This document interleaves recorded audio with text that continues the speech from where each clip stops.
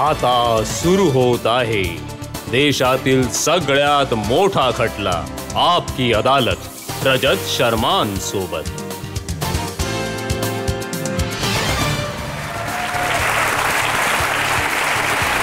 नमस्कार, आपकी अदालत मध्ये तुमचं स्वागत आहे। आपकी अदालत मध्ये आज येणार आहे एक असं फिल्मी व्यक्तिमत्व, ती जेव्हा पडद्यावर उतरते तेव्हा प्रेक्षकांच्या मनातून आह निघते। जेव्हा त्या तुमच्या समोर येतील तेव्हा तुमच्या हृदयाची धडधड नक्कीच वाढेल। Please welcome sensational Bipasha Basu.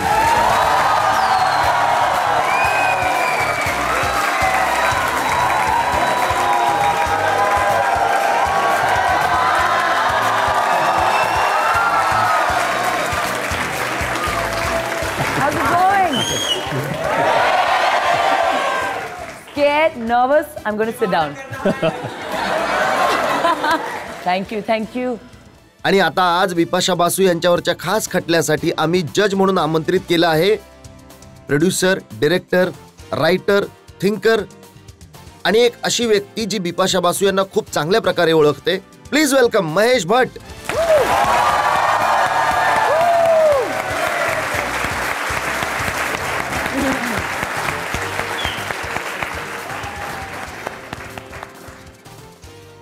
आणि याआधी की आपकी अदालत मध्ये आजचा खटला सुरू होईल, आजचे जज महेश भट्ट यांची परवानगी घेऊया आजची कारवाई सुरू करण्यासाठी। सुरू करा।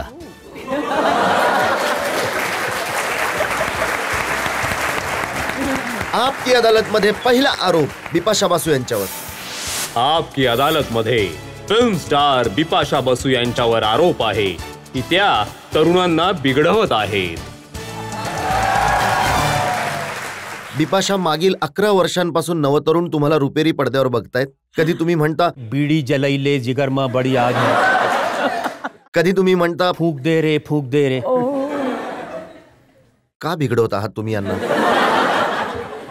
मी सॉरी म्हटलं तर चालेल का?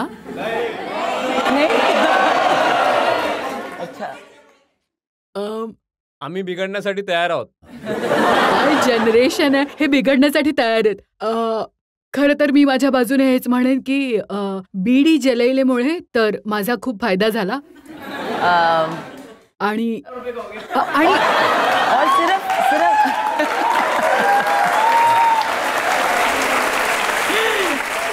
आय थिंक फक्त माझा फायदा नाही झाला। आय थिंक असं एक गाणं संपूर्ण जगाला मिळालं ज्यावर सगळे नाचले। तुमचं असं म्हणणं आहे की म्हणजे व्हिडिओ बनवणाऱ्यांचा फायदा झाला? नाही, व्हिडिओ तर मी तर अगदी अँटी स्मोकिंग आहे। Like I don't like smokers and I think all of you here, सगळे, मी सगळ्यांना हेच सिरियसली सांगेन, स्मोकिंग एक खरंच वाईट व्यसन आहे। त्यामुळे विडी, सिगरेट काही नाही। You should not go next to nicotine. मी पूर्ण विरोधात आहे। कोणी नाही ओढणार, फक्त गाण्यावर नाचू शकता बस। बीडी सिगरेट बाबत तुम्ही मनाई केली आहे, पण जेव्हा तुम्ही पडद्यावर उतरलात तेव्हा तुम्ही म्हणालात की जादू है, नशा है, तुझको भुला के जाऊं। खरं तर ऍक्च्युली मला माहित नव्हतं मी काय करते, कारण की तेव्हा ना जेव्हा मी ते गाणं शूट करत होते तेव्हा आम्ही 20 दिवस नाईट शूट केलं होतं। त्यानंतर पूजाने सडनली आम्हाला सांगितलं की आता आपण गाणं शूट करणार आहोत दिवसा, आणि पॉंडिचेरीमध्ये it was like 50 degree, it was really hot. तर इतकं उकडत होतं, कळतच नव्हतं की नक्की काय शूटमध्ये नक्की काय झालं। काय झालं तेव्हा, एक तर टेम्परेचर हॉट, मी हॉट, आणि माझा एक्स बॉयफ्रेंड होता तोही हॉट दिसत होता तेव्हा, तर सगळं। एका डायरेक्टरने असं म्हटलं होतं की बिपाशा बासू ज्या खोलीमध्ये जाईल त्याचं टेम्परेचर चेंज करत असते। आता मी काय बोलू, मला याचं उत्तरच देता येत नाही। तुम्ही पनिशमेंट देऊन टाका। पनिशमेंट तर जज साहेब देतील, भट साहेब। त्यानंतर मी हे वाचलं की तुम्ही हे गाणं देख, परवाने क्षमा जलाएं जल जाए न बिपाशा, आज तुझे सिखा दूं प्यार की भाषा। हे बघा, मी प्रेमाची भाषा खूप चांगल्या पद्धतीने शिकवू शकते, त्यामुळे हे गाणं लिहिलं गेलं होतं माझ्या नावावर। पण खरं तर चांगल्या प्रेमाची भाषा, like not the way you are thinking. मी कुठे काय विचार करतोय? खूपच लवेबल मुलगी आहे. You know, I really can teach a little bit lesson of love to everyone. I love you guys. Thank you. तुमचं एक गाणं पड़ गई मैं पूरी तरह सुन हो गई मैं टून. हे जे लिरिसिस्ट असतात ना ते लिहितात गाणी. मी तर फक्त जाऊन लिपसिंग करते इनसेंटली अगदीच.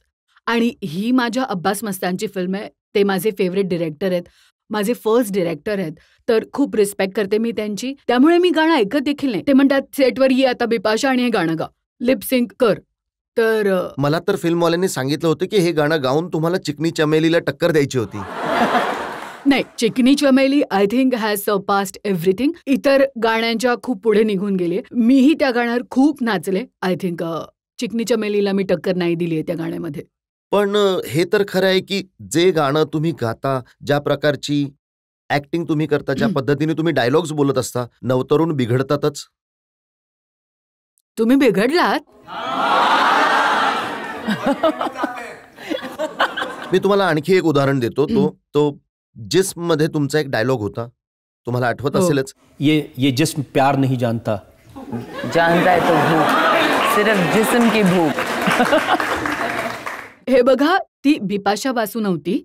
ते एक पात्र होतं सोनिया नावाचं, आणि ते पात्र मला खूप आवडत होतं.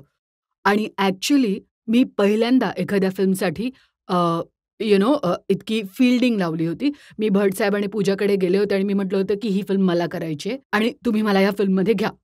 कारण की त्यावेळी असं समजलं जात होतं की ॲक्ट्रेसेस इतक्या बोल्ड असू शकत नाहीत. आणि माझं असं मत होतं की जर अडल्ट फिल्म बनतेय अशी एखादी कॅरेक्टर इतकं वेगळं होतं की ती एखादी साधी सरळ मुलगी नव्हती, तर she is deceptive. She wanted to use love and she wanted to get what she wants. तर मला वाटलं की हे खूपच एखाद्या हिंदी फिल्मच्या हिरोईन्स नेहमी खूप प्रेडिक्टेबल रूपात सगळ्यांसमोर येतात फिल्म्समध्ये. मला वाटलं की मला या इमेजला आता तडा द्यायचा आहे. आणि as an actor it was much more challenging. काही गोष्टी तुमच्या अजिबात नाही बदलल्या. जिसमध्ये तुमचा किसिंग सीन होता जो सगळ्यांनी बघितला. राज 3 मध्ये सगळ्यात मोठा किसिंग सीन आहे सिरियल किसर बरोबर.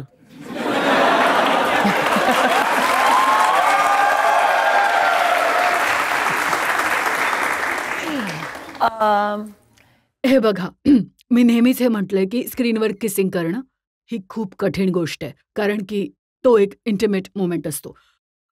जिसमध्ये मी जास्त विचार केला नाही, कारण की तो माझा बॉयफ्रेंड होता. त्यामुळे मला कोणताही संकोच नाही वाटला. पण जेव्हा मी पडद्यावर पाहिलं तेव्हा म्हटलं, oh my God, what's going on. So त्यानंतर आणखी एक ऑन स्क्रीन केस होता माझा रणबीर बरोबर. आणि मी खूप प्रयत्न केला होता की I should get it cancelled. पण आदित्य चोपडा यांनी माझं काही ऐकलंच नाही. आणि हा खूपच ऑकवर्ड मोमेंट होता. आणि शेवटी ते स्क्रीनवर खूप चांगलं वाटत होतं. पण जेव्हा इम्रान हाशमी सोबत विचारलं, तर आता मी तुम्हाला खरं सांगते, जेव्हा इम्रान हाशमीची वेळ आली तेव्हा मी विचार केला याचं तर नावच आहे सिरियल किसर. तर मी जर भेट साहेबांना जाऊन म्हणेन की I don't want to kiss him, get the case out. I said लोक तर मला मारतील पकडून. आणि मी प्रेक्षकांना निराश करू शकत नाही. त्यामुळे this is the first time मी निर्मात्यांना सांगू शकले नाही की गेट द केस आउट. मी म्हणाले की प्लीज कीप द केस, लेट्स जस्ट डू द केस. आणि तो नेव्हर एंडिंग झाला.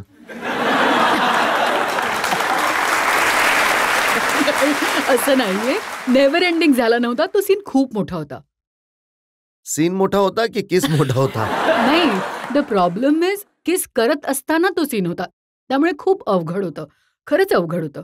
हो, खूप वेळा डायलॉगही विसरले होते मी. हो. मी हेही ऐकलं की माधवन बरोबर किस करताना सुद्धा तुम्हाला खूप प्रॉब्लेम आले. तो तर खूप छोटासा केस होता, पण तो करताना खूप प्रॉब्लेम झाला. कारण तो माझा मित्र आहे आणि एका मित्राबरोबर suddenly you have to kiss him. So मी त्या दिवशी थोडीशी शॅम्पेन प्यायले होते. मी जनरली पित नाही. तुम्ही शॅम्पेन प्यायला होता आणि त्यांनी कांदा खाल्ला होता. हो, तुम्हाला कसं माहित? काही राज माझ्याकडेही आहे. अच्छा, मला तितकं खरं तर माझी स्मरणशक्ती ना खूप वाईट आहे. माझा मेमरी प्रॉब्लेम आहे, हाच प्रॉब्लेम आहे. त्यामुळे मी सगळं विसरते. जेव्हा तुम्हाला गरज भासते तुमची स्मरणशक्ती जाते. नाही, नेहमी.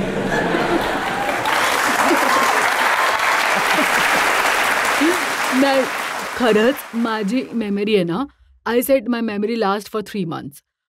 आणि कधी कधी तर 3 दिवसांसाठी जाते. पण तुम्हाला असेच का रोल तुम्हाला मिळतात? असेच रोल तुम्ही का करता की ज्यामध्ये तुम्ही पती आणि पत्नीच्या मध्ये वो बनता? एकदाच झालं होतं तुम्ही असं. सेड्यूस करत असता, मर्डर करत असता.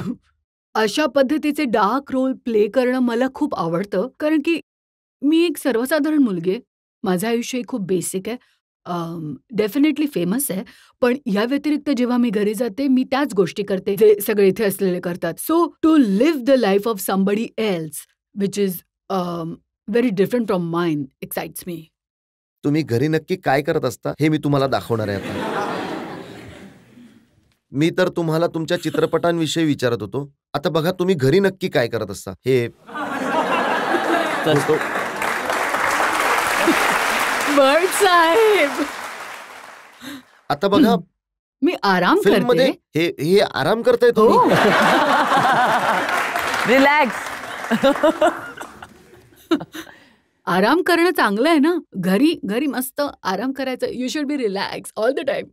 फिल्म मध्ये असे रोल करताय, सेड्यूस करणारे तर एक वेळ आम्ही समजून घेऊ शकतो. हो. पण कव्हर पेजवर सुद्धा असे फोटो छापून येतात. हे बघा, एक कम्फर्ट लेवल असते आणि तुमचं आयुष्य प्रत्येक वर्षी बदलत असतं. प्रायोरिटीज बदलत असतात. तर एक तर मॅगझिन बद्दल बोलायचं झालं तर तेव्हा तो माझा बॉयफ्रेंड होता आणि यामध्ये तर बॉयफ्रेंड देखील नाहीये. म्हणूनच ते चांगलं आहे ना. एकट्याने जास्त चांगलं असतं. हा तर जास्त चांगला वाटतोय माझा फोटो. आणि खऱ्या आयुष्यामध्ये देखील हं. हे तर काही फोटोजच आहेत. हो. मी एक फोटो पाहिला होता फुटबॉलर क्रिस्टियानो रोनाल्डो बरोबर. हे बघा, त्या गोष्टीविषयी मी कधीही मीडियासमोर क्लॅरिफिकेशन देण्याचा प्रयत्न केला नाही. पण मी आता आपकी अदालतमध्ये जेव्हा आलेच आहे इतक्या वर्षानंतर, तर मला वाटतं की यावर बोलायलाच हवं. मी रोनाल्डोची खूप मोठी फॅन होते आणि आहे आत्तासुद्धा. आणि भेटण्याची नेहमीच इच्छा होती, like anybody, any crazy fan. माझी इच्छा होती की त्यांनी माझी जर्सी साइन करावी, लाईक एन एक्सायटेड गर्ल. आणि तेव्हा मला पोर्टुगलमध्ये संधी मिळाली. तेव्हा जगातील 7 आश्चर्य होस्ट करत होते बेन किंग्सले आणि हिर्ली स्वँग बरोबर.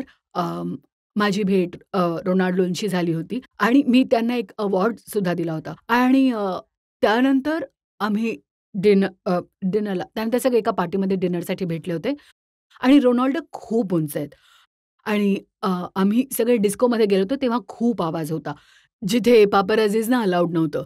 पण जेव्हा तो माझ्याशी बोलायला येत होता तेव्हा माझ्याशी बोलताना वाकावं लागायचं आणि तिथे खूप जणांकडे कॅमेरा असलेले फोन होते. माझं म्हणणं आहे की जर आम्ही किस केलं तर त्याचा फोटो आला असता ना. किस करण्याआधीचा फोटो कशाला येईल? तर असे हे डॉक्टर्ड फोटोज, हे डॉक्टर नाहीत, जस्ट अन अँगल.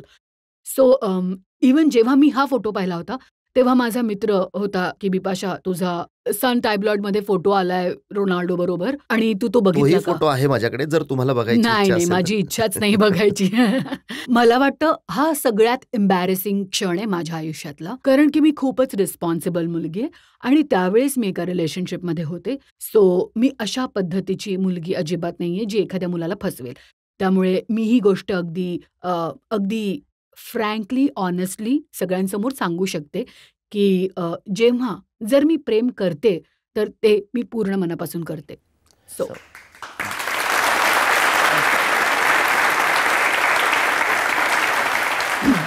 बिपाशा, तुम्ही ऑनेस्टली पहिल्यांदा सगळ्यांसमोर फ्रँकली सगळी गोष्ट सांगितली आणि मी हो. तुमच्या सांगण्यावर विश्वास ठेवतो आणि हो. तुमच्यावरच्या ह्या आरोपाला इथेच खोडून टाकतो. थँक्यू. थँक्यू. आपण थांबणार होते एका ब्रेकसाठी आणि ब्रेक नंतर आपकी अदालतमध्ये बिपाशा बासूवर जनतेच्या आरोपांचा आणि प्रश्नांचा आणखी एक भाग. तुम्ही कुठल्या तरी इंटरव्ह्यू मध्ये हे देखील म्हटलंय की तुमच्यासाठी किसिंग सीन करणं इतकं अवघड खूप अवघड असतं, असतं. पण इंटिमेट सीन करणं सोपं असतं. हो, कारण काही करायचं नसतं इंटिमेट सीन मध्ये. इकडे बघा, तिकडे बघा, तिकडे बघा, बस झालं.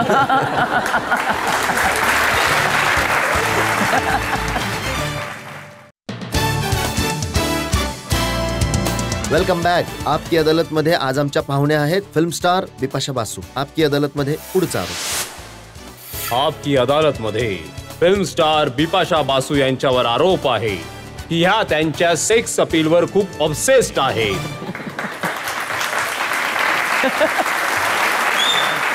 बिपाशा, मी असं ऐकलंय की तुम्ही आयुष्यामध्ये फक्त एकाच व्यक्तीवर प्रेम करता आणि त्या व्यक्तीचं नाव आहे बिपाशा. खूप वर्षांनंतर मी हे शिकले की आपण स्वतःवर प्रेम करणं खूप महत्वाचं असतं. ही शिकवण मला आयुष्यात खूप उशिराने समजली आणि म्हणूनच मी स्वतःचा एक ब्रँड सुद्धा सुरू केलाय ज्याचं नाव आहे बेबी लव्ह युअरसेल्फ, जिथे मी लोकांना ऍक्च्युली इन्स्पायर करते की स्वतःवर प्रेम करणं किती महत्वाचं आहे. तुम्ही स्वतःवर खूप प्रेम करता आणि स्वतःच्या सेक्स अपीलवर खूप इम्प्रेस्ड आहात. मी तुम्हाला हे सांगते की मला मरेपर्यंत सेक्सी राहण्याची इच्छा आहे. मी एक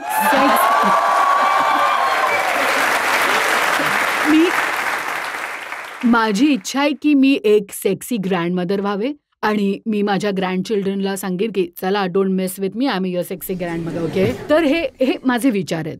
मला वाटतं की प्रत्येक व्यक्तीमध्ये एक सेक्स अपील असणं फार गरजेचं आहे टू बी अट्रॅक्टिव्ह. पण याचा अर्थ असा नाही की तुमचा पिक्चर परफेक्ट चेहरा असावा, खूपच सेक्सी बॉडी.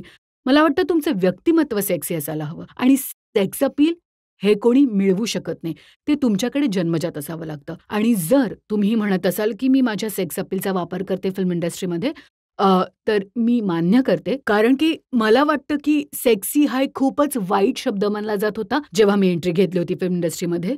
आणि सगळे पत्रकार मला येऊन विचारत असायचे की तुम्हाला कसं वाटतं जेव्हा लोक तुम्हाला सेक्सी म्हणतात. So I used to think that मला तर छान वाटतं, तुम्हाला का ते वाईट वाटतंय मला माहित नाही, पण मला असं वाटतं की it's important to be sexy, very पण इम्पॉर्टंट. तुम्हाला लोक विचारत असतील की या जिस्मचं राज काय आहे? खरं तर मी खूप वर्कआउट करते, मी खूप काळजी घेते स्वतःची, मी योग्य आहार घेते. मला वाटतं की मला एक आयुष्य मिळालंय आणि प्रत्येक मनुष्याकडे त्याच्या शरीराशिवाय दुसरं काही नाहीये. जर तुमचं शरीर नाहीये तर तुमचा मेंदू काहीच काम करू शकत नाही. तर हे खूप महत्वाचं असतं की तुम्ही या शरीरामध्ये तुमच्या हेल्थमध्ये इन्व्हेस्ट करा. बिपाशा, एक वेळ अशी बोला. होती की जेव्हा तुम्ही या मार्गावरून पूर्णपणे परावर्तित झाला परावर्तित होता. होते. एका पत्रकाराने तुम्हाला जाडी म्हटलं अगदी होतं. जाडीच. म्हणजे मला आठवतंय की एका टॅब्युलरने लिहिलं होतं की बिपाशा बिकम्स फॅट, एकदम असं जाड अक्षरांमध्ये लिहिलं होतं. आणि मला वाटत होतं की मी तर खूपच क्यूट आहे, मी कशी काय फॅट झाली आहे. मला तर कधीच सत्यता, ऍक्च्युली हे क्षेत्र इतकं भ्रमित करतंय ना की तुम्ही सक्सेसफुल असता आणि रोज काम करत असता तेव्हा तुम्हाला कोणीच असं समोरासमोर सत्य सांगत नाही.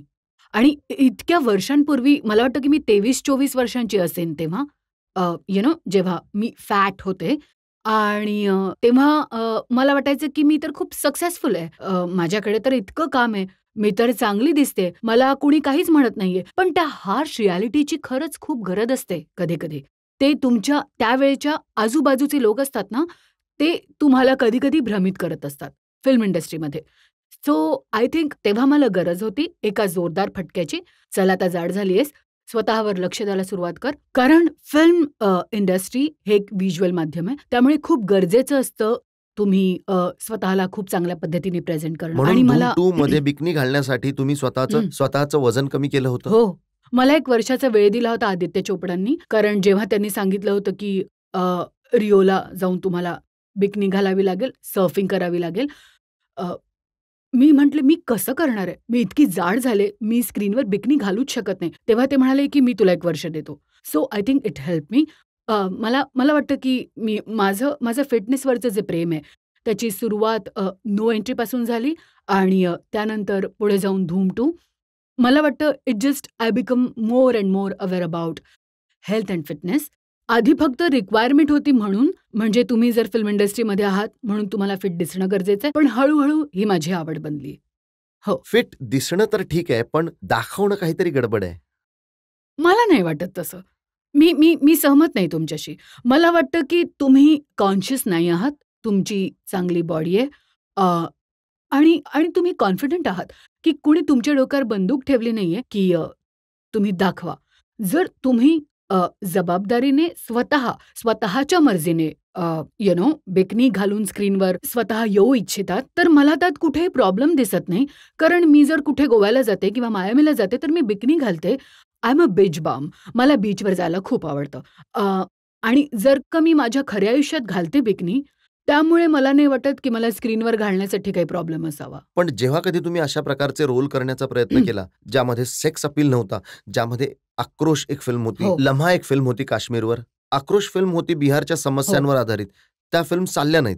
त्यामुळे तुम्हाला काही वाईट वाटलं होतं का की बाबा माझ्या या... हो, नक्कीच वाटलं ना. एका ऍक्टरची नेहमीच इच्छा असते की तुम्ही प्रत्येक साच्यात फिट व्हावं आणि प्रामाणिकपणे परफॉर्म करावं. ज्यांनी लम्हा पाहिलाय त्यांनी कौतुक केलं होतं माझ्या कामाचं. स्पेशली क्रिटिक्सने एका गोष्टीसाठी स्वतःला मी कोणत्याही प्रकारच्या फिल्म्स केल्या असू देत, मीडियाने मला नेहमी सपोर्ट केलाय. मी जे काही काम केलंय त्यासाठी. माझे प्रेक्षक आज मी हे सांगू इच्छिते, जर प्रेक्षक नसते ना तर टिकून राहणं खूप अवघड असतं एका ॲक्ट्रेससाठी. आणि अजूनही चांगलं काम करते ते फक्त माझ्या प्रेक्षकांमुळे. हो, ते तर दिसतच आहे. इथे जे प्रेक्षक बसले त्यांच्या प्रेमातून.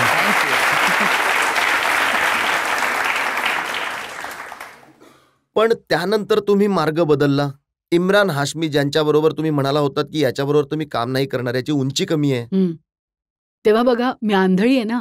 सगळेच हिरो उंचीने कमी आहेत समजलंच नव्हतं मला तेव्हा. इम्रानच उंचीने कमी का वाटला माहित नाही मला. पण आता राज 3 मध्ये इम्रान बरोबर तुम्ही काम करून खुश आहात? खूप खुश आहे. आय थिंक ते एक खूप उत्कृष्ट ऍक्टर आहेत.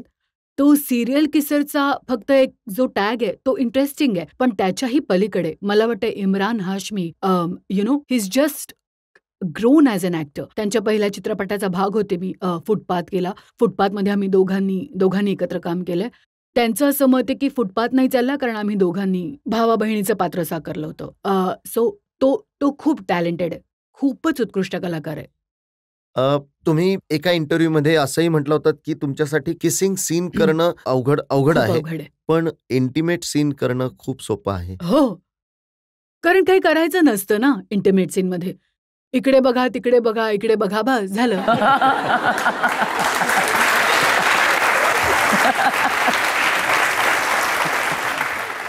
बिपाशा, खूप मोठी लिस्ट आहे तुमच्यावर आरोप प्रत्यारोपांची. आपण एका ब्रेकसाठी थांबूया आणि ब्रेक नंतर आपकी अदालत मध्ये बिपाशा बासूवर जनतेच्या आरोपांचा आणखी एक भाग.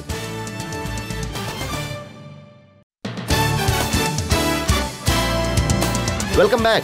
आपकी अदालत मध्ये आज आपण प्रश्न विचारत आहोत, खटला चालवत आहोत फिल्म स्टार बिपाशा बासूवर. आपकी अदालत मध्ये पुढचा आरोप. आपकी अदालत मध्ये फिल्म स्टार बिपाशा बासू यांच्यावर आरोप आहे की या खूप जास्त खोडकर आहेत. बिपाशा, तुमच्या शाळेतून मला एक माहिती मिळाली की शाळेमध्ये तुम्हाला लेडी गुंड म्हटलं जायचं.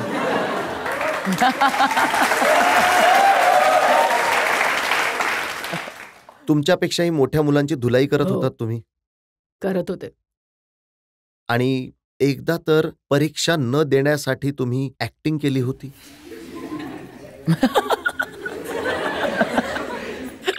केली होती. आणि तेव्हा माहित नव्हतं की मी इतकी चांगली ॲक्ट्रेस होईन. कारण की मी सायन्स स्टुडंट होते आणि नेहमी फर्स्ट यायचे वर्गात आणि मला सेकंड येणं अजिबात आवडत नव्हतं. आणि माझ्या मॅथ्सच्या परीक्षेच्या आधी माझं जास्त प्रिपरेशन झालं नव्हतं. तर मी विचार केला की मी फक्त एक प्री बोर्ड मिस करेन आणि थोडी ॲक्टिंग करते मी. आणि मी बेशुद्ध होण्याचं नाटक केलं.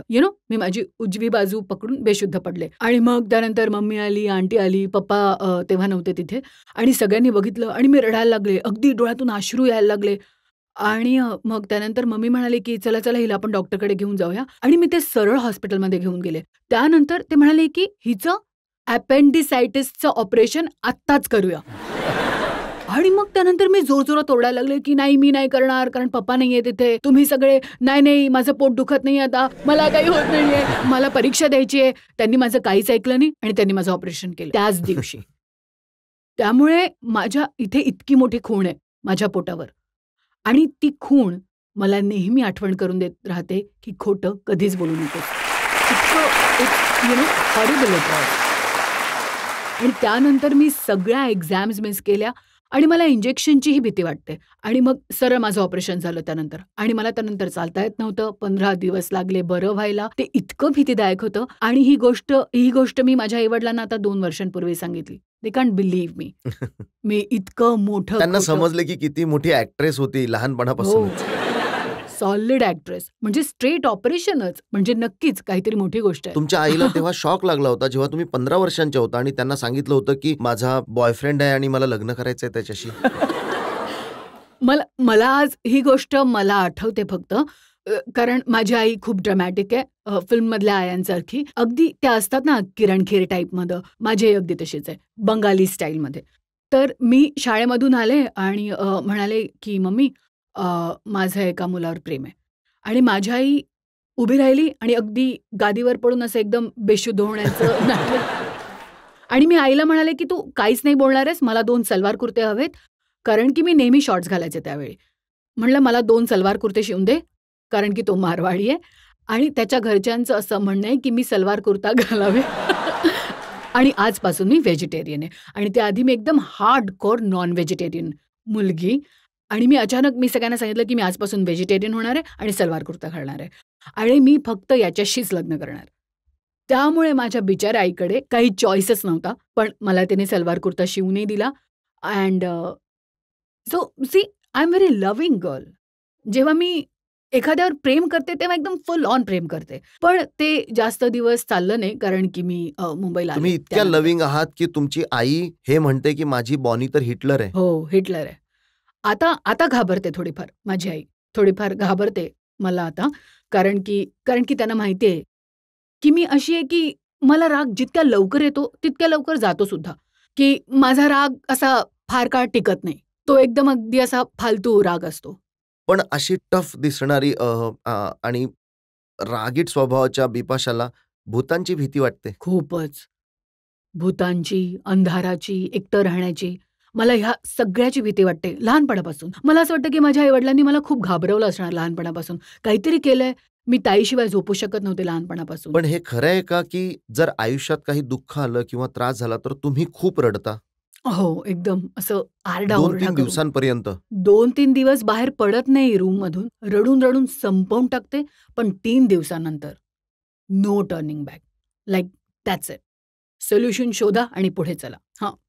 3 दिवस खूप जास्त म्हणजे ड्रामॅटिक रडणं असतं. आपण एका ब्रेकसाठी थांबूया आणि ब्रेक नंतर बिपाशा बासू यांना विचारूया त्यांच्या आयुष्यातील आणखी विविध घटनांविषयी. ब्रेक नंतर. मी काही करत नव्हते. मी तिथे पडले होते शांतपणे. I am in trouble. आणि काही वर्षांनंतरही तुम्ही काही करत नव्हता, जॉनच करत होता.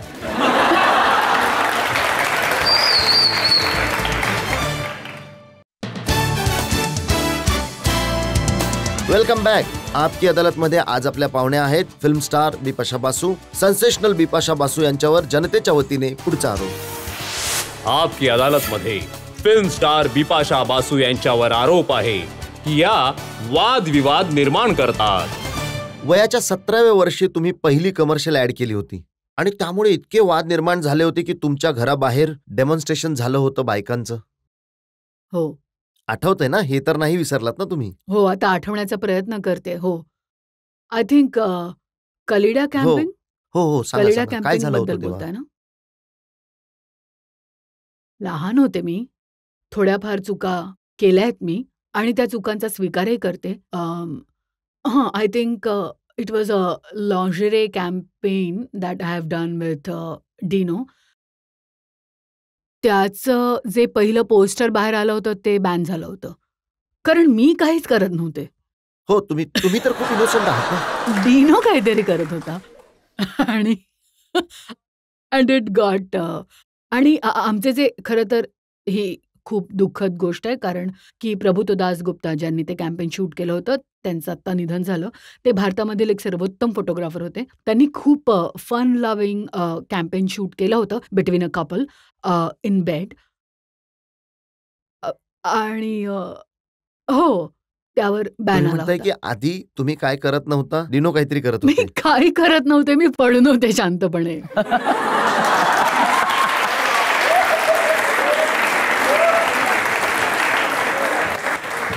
I am in trouble. आणि काही वर्षांनंतरही तुम्ही काहीच करत नव्हता, जॉन करत होते.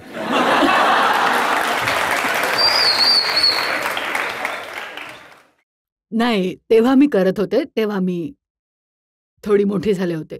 हो. ॲक्टिव्ह. हो. Active participation of both people. या फॉर जिसम राईट. मी तर तुम्ही मला नाही माहित. मला तर काही समजत नाहीये. आता हात थंड पडलेत. आता योग्य उत्तर बाहेर येत नाहीये. जेव्हा जॉन आले होते आपकी अदालत मध्ये तेव्हा तुमच्याबद्दल खूप चांगलं बोलले होते हो, ते. तेव्हा मी होते त्या दिवशी दिल्लीमध्येच. तुम्ही ऐकलं होतं ते काय काय बोलले हो, होते हो. ते? मी होते. दिल्लीमध्येच होते. जेव्हा तुम्ही शो केला होतात. हो हो. ते मी म्हणाले बघितलाय होते तो की शो. काय काय तुम्ही त्यांच्यासाठी केलं हो. होतं, ती प्रत्येक गोष्ट त्यांच्या लक्षात आहे. लक्षात ठेवायला हवं लोकांना. जनतेमधून कोणाला प्रश्न विचारायचे आहेत का? यापुढे काही चान्सेस आहेत जॉन बरोबर तुमची मूव्ही यायचे? डेफिनेटली येण्याचे चान्सेस असू शकतात. माझ्याकडून तरी काही प्रॉब्लेम नाहीये. म्हणजे तुमची इच्छा आहे की यावी? माझी इच्छा अशी नाहीये, पण सध्या माझी इच्छा चांगलं काम करण्याची आहे. जर आम्ही चांगल्या प्रकारे सिव्हिलाइज्ड मॅनरने as grown up human beings, as artist can work together, तर आम्ही नक्कीच एकत्र तुम्ही काम म्हणालात करू. की हल्लीची जी मुलं आहेत नाही, मी हे नव्हतं म्हटलं. मला माहिती ते तुम्हाला लुजर काय आहेत. म्हणायचंय. ते लुजर टाईप असतात.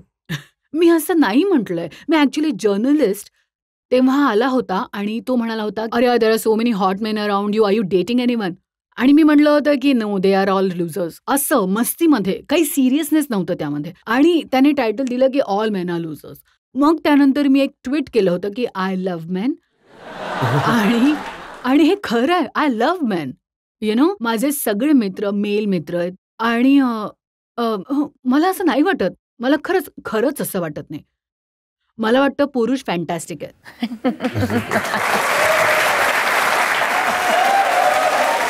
तुमच्या आयुष्यातला सगळ्यात चांगला टर्निंग पॉइंट कुठला खूप होता? गोष्टींबाबत खुलासा केला इथे. खूप गोष्टींना रिव्हिजिट देखील केलंय मी, जे मी खूप दिवसांपासून केलं नव्हतं. मला वाटतं टर्निंग पॉइंट माझ्या आयुष्यातला आत्ता ह्यावेळी मी सांगू शकते की त्या दिवसापासून जेव्हा माझं ब्रेकअप झालं. अ, आपण आयुष्याला खूप ग्रांटेड घेत असतो आणि आपल्या आयुष्यातल्या खूप साऱ्या प्रायोरिटीज डिपेंड करत असतात आपल्या आयुष्यातल्या इतर माणसांवर. ह्या गोष्टीने मला काहीतरी शिकवलं की खूप महत्त्वाचं आहे आयुष्यामध्ये, ज्याबद्दल मी आधी बोलत होते, की आयुष्यामध्ये तुम्ही स्वतःला महत्त्व देणं खूप गरजेचं आहे. जर तुम्ही तुमच्या आनंदाला समजून घ्याल, स्वतःला समजून घ्याल, तर मला वाटतं की तुम्ही तुमच्या आयुष्यामध्ये एक चांगले गिव्हर बनता आणि तुम्ही तुमच्यासाठी चांगल्या गोष्टी निवडता, तुमच्यासाठी तुमच्या आयुष्यामध्ये. सो खूप जास्त गोष्टी मला समजल्यात.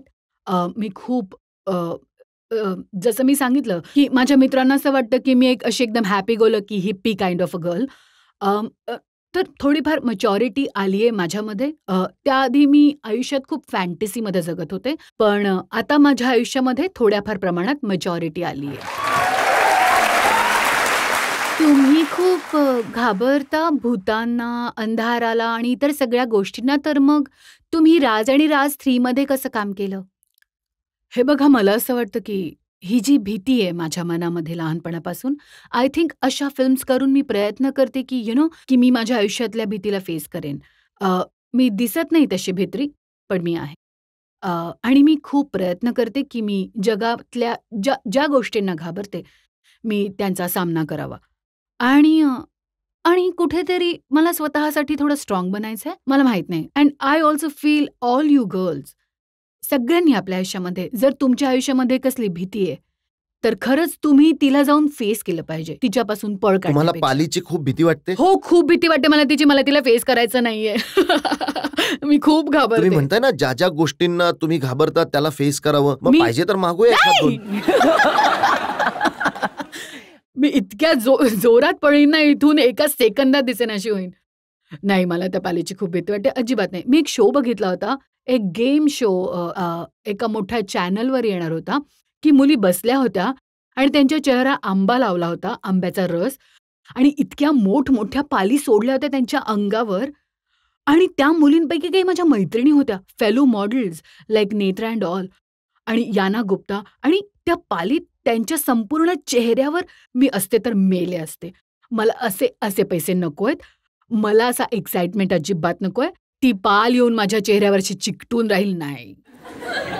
I can't do that. Bipasha, आम्ही प्रत्येक प्रकारचे प्रश्न तुम्हाला विचारले आणि खूप सारे राज आज आपकी अदालतमध्ये सगळ्यांसमोर आले आणि खूप ऑनेस्टीने खरी उत्तरं दिली. आपण एका ब्रेकसाठी थांबूया आणि ब्रेक नंतर आपकी अदालतमध्ये आजच्या कारवाईवर आजचे जज महेश भट यांचा निर्णय आजच्या खटल्यावर. माझी मान खऱ्या अर्थाने आज गर्वाने उंच झाली. Oh, but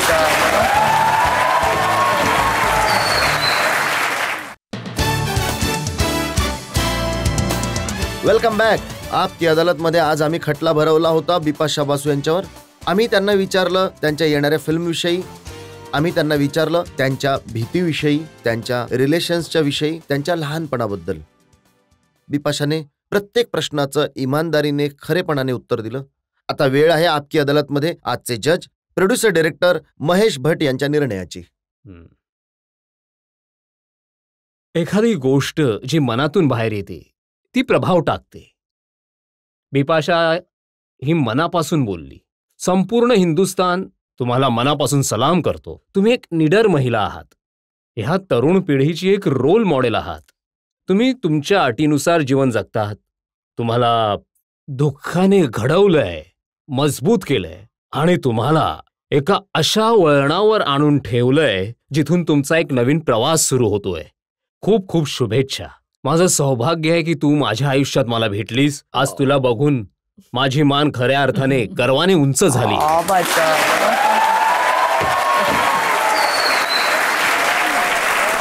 मी आता रडेन बहुतेक. काही सांगू इच्छिता भट साहेबांना? मी खूपच इमोशनल मुलगी आहे आणि हे खूपच गोड आहे. भट साहेब माझ्याबद्दल खूपच छान छान बोललेत. थँक्यू.